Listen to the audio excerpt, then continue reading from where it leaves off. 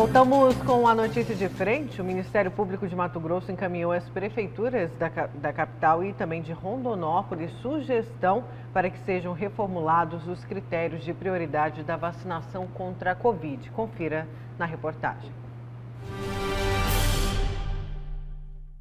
O Ministério Público do Estado de Mato Grosso recomendou aos municípios de Cuiabá e Rondonópolis que excluam do grupo prioritário do Plano Municipal de Imunização contra a Covid-19 aqueles trabalhadores da área da saúde que não estão na linha de frente no combate contra a doença.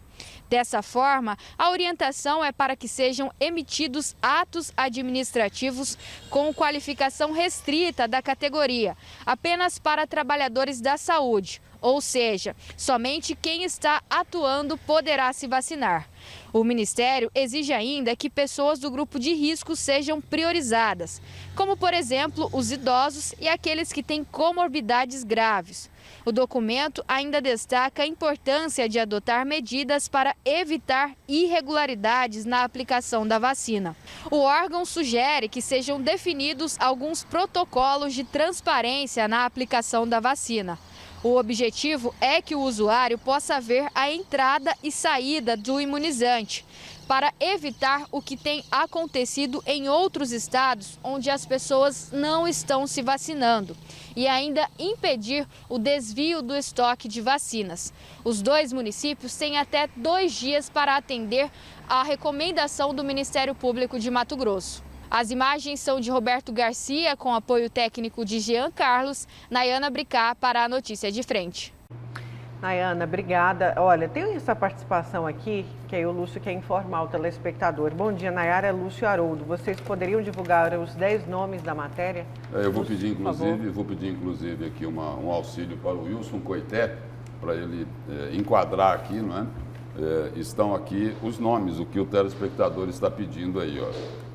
Valores atualizados das cartas de crédito, foram elencados aqui 10 dos beneficiados, começa lá com Hélio Fridolino Fausti, com 2.265.000, Paulo Roberto Jorge do Prado, 1.967.000, Almir Tadeu de Arruda Guimarães, 1.682.000, João Augusto Veras Gadelha, 1.510.000, Ezequiel Borges de Campos, 1.477.000. Tem uns quebradinhos aqui que eu estou pulando, né?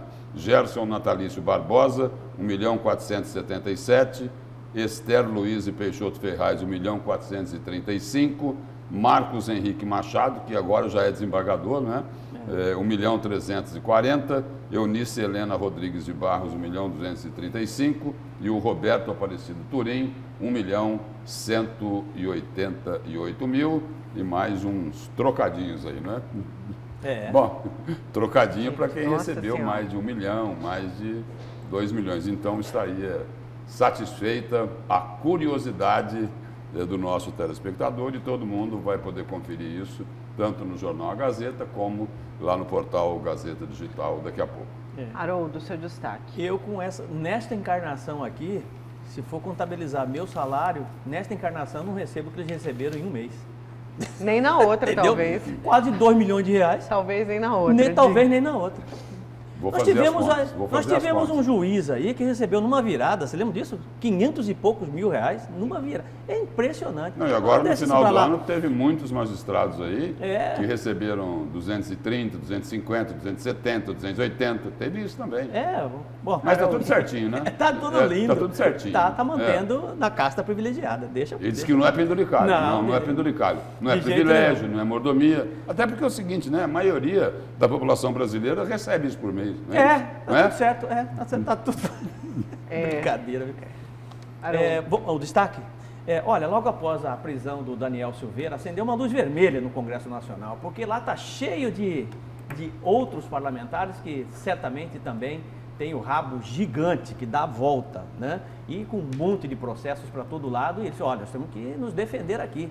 Vamos criar uma PEC para regular, de certa forma, fazer uma alteração na Constituição para regular o artigo 53 aí com relação à imunidade parlamentar e à prisão de deputados e senadores, porque realmente se aconteceu com o Daniel, pode acontecer com a gente aqui. Arthur Lira colocou isso rapidamente em pauta para poder ser discutido, não passou em comissão nenhuma, comissão de ética, comissão de justiça, nada, zero, né? Para poder, já foi até protocolado, para poder acelerar esse processo aí, porque realmente pode pegar muita gente no Congresso Nacional. É a PEC da impunidade, não é a PEC da imunidade, é a PEC da impunidade, uma PEC absurdamente corporativista, justamente porque ninguém pode prender parlamentar mais, ninguém. Nenhum juiz, não tem polícia, não tem Supremo Tribunal Federal, não tem Poder Judiciário, ninguém pode prender deputado, ninguém pode prender senador, uma vez que essa PEC seja aprovada lá no Congresso e no Senado. Quer dizer, algo simplesmente um absurdo. Só para você ter uma ideia, nesse caso Flor de Lis, por exemplo, tá, em que ela acabou assassinando o marido, né? Numa boa, iam pegar ela, se já estivesse vigente essa PEC, né, aprovada essa PEC, pegar a Flor de Lis enquanto parlamentar e recolher para dentro do Congresso Nacional em uma comissão específica, certo? Para que isso possa ser analisado primeiro por eles, pelos próprios deputados, para depois, de certa forma, resolverem se mantém a cassação dela ou não. Quer dizer, não vai haver, de certa forma, intervenção por parte do Supremo Tribunal Federal, por parte do Poder Judiciário, nada. Estão blindando o deputado, blindando o senador nesse país com relação aos possíveis problemas ou processos que eles tenham, graves, seríssimos muitas vezes, que não terão mais a possibilidade de levar à prisão, praticamente, desses parlamentares, o que é simplesmente um assinte, né? Um tapa na cara da sociedade e dizer o seguinte: olha, vocês são idiotas. Vocês são idiotas da medida que vocês nos legitimam enquanto deputados federais, enquanto senadores. E agora posso fazer o que eu quiser, porque nem o Supremo Tribunal Federal pode me prender, nem o Poder Judiciário pode falar nada. Não tem juiz, não tem polícia, não tem ninguém. Nós resolvemos os nossos problemas internamente, aqui no Congresso Nacional. Isso, para mim, é vergonhoso, é simplesmente vergonhoso e reflete exatamente a qualidade dos políticos que nós temos. Boa parte dos políticos são bandidos, representam, sem dúvida alguma, e com um poder econômico gigantesco, né? Representam o pior da política brasileira, né? Geralmente trazem os maiores vícios para a política brasileira e se mantêm no poder porque criam leis que exatamente acabam favorecendo a si próprios, como também o seu grupo político no Congresso Nacional e nos seus estados e por aí vai. Então, é mais um assinte que foi apresentado, algo vergonhoso no Congresso Nacional e que, não tenha dúvida, que vai passar, porque é de interesse de boa parte, ou da maioria dos deputados, dos congressistas em Brasília, porque exatamente estão com uma pilha de processos e precisam exatamente se resguardar e estão criando exatamente essa situação.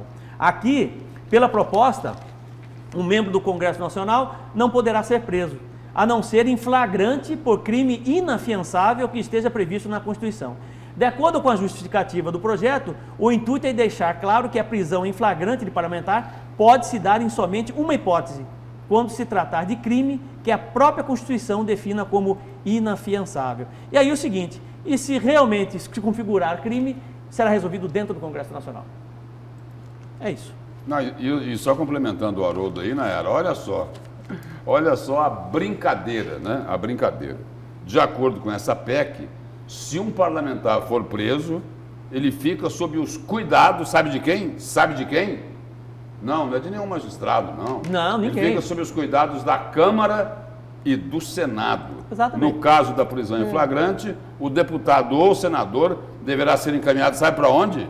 Não é para nenhuma delegacia, nem para um destacamento da Polícia Nada Militar. disso. Não. Deverá ser encaminhado à respectiva Casa Legislativa, logo após a lavratura do auto, permanecendo sob a custódia da Câmara ou do Senado até o pronunciamento definitivo do plenário. Ou seja, os deputados vão decidir se o coleguinha deles vai preso ou não. Aí é o seguinte, vão dizer o seguinte, que não pode ser preso, né? Por exemplo, se essa PEC estivesse valendo, teria que ter a autorização de todos os ministros do Supremo Tribunal Federal. Unânime. Se ela estivesse valendo, o Alexandre Moraes não poderia ter decretado a prisão do deputado Daniel Silveira, que aliás estão lá numa combinação, já começaram a conversar, os integrantes do Centrão com os deputados, os parlamentares bolsonaristas, para tentar livrar a cara do deputado Daniel Silveira. Então, Lúcio, né? é melhor... Por exemplo, se estivesse valendo, a Justiça do Rio de Janeiro não poderia ter determinado o afastamento da deputada Flor de Lis do cargo dela de deputada federal. Em resumo, pega o Código Penal, o Código de Processo Penal, joga na fogueira, queima e eles falam. Fica valendo o que eles querem escrever. E vai ter mais uma emenda ainda, dessa PEC. Sabia, professor? Vai ter mais uma emenda ainda. Ainda vai ter uma outra emenda. Eles vão incluir aqui o seguinte, vão incluir que, para que um deputado ou um senador possa ser preso, a Agência Espacial Americana, a NASA, terá que comprovar a existência de vida em Marte. Só isso. Só falta isso nessa PEC. Resumindo. Só falta isso nessa PEC. É ou não é a PEC da impunidade? Não, é um descaramento. É um descaramento. É um descaramento. É o um seguinte, absurdo, olha, um negócio desse. Precisa o seguinte, se fazer alguma coisa, talvez Mato Grosso possa ajudar, né? Porque nós temos muitas... parlamentares. Não, nós temos muitas florestas por aqui. Me parece o seguinte, que lá em Brasília está faltando, é a ausência completa do que fazer. Do óleo de peroba. Do óleo de peroba, não, isso. É impressionante. Né? Olha, e se você for ver, por exemplo, a quantidade de congressistas que são contra essa PEC, é ridículo, Lúcio. Ridículo. Parece que apareceram 2. Nossa, sério? Juro. 2, entendeu? 2 ou 3 que apareceram contra essa PEC que altera o artigo 53 da Constituição. E aí o seguinte, eu quero saber o seguinte, vai valer para as facções também ou não? Isso. Ou só para deputado e senador? Vai valer para, por exemplo? Não, né? Não é? Continua normal. Lá continua valendo a lei, é isso? Não é isso? Gente, lá vale o Código Penal. Antes de encerrar, deixa eu dar uma informação que está no site do Detran. Tá, o pessoal estava perguntando sobre o licenciamento. Olha, licenciamento para 2021. O licenciamento vai ficar do mesmo jeito que está, mas só para informar. Placas finais 1, 2 e 3, o licenciamento vence em março. Placa final 4 em abril. Placa final 5 vai vencer em maio. E placa final 6 será em junho. Placa final 7, vencimento em julho. E assim sucessivamente. Ou seja, continua como tal, o licenciamento tem que ser pago. Normalmente, só o IPVA que foi prorrogado o pagamento. Não era só uma observação para julho, com relação, começando em julho. Com relação ao meu destaque, Lúcio e Nayara e telespectador, quando eu li essa notícia pela primeira vez, eu fui buscar num site específico de fake news, para ver se não era fake news isso aqui. Só para você ter uma ideia. Não, eu li... Pena que não é. Né? E eu fui lá perguntar, essa PEC não é fake news, né? E não era. Eu falei, gente, eu não estou acreditando no que eu estou lendo, entendeu? Tá aí, ó. O Brasil, vou te falar, o país, os congressistas, em boa parte, né? De repente, olha, é triste. Vamos então, gente. Bom dia, Lúcio. Bom dia. Bom dia a todos, um excelente dia. Tchau, gente. Muito obrigada. Agora você fica com as notícias do Brasil e do mundo no Fala Brasil. Até amanhã.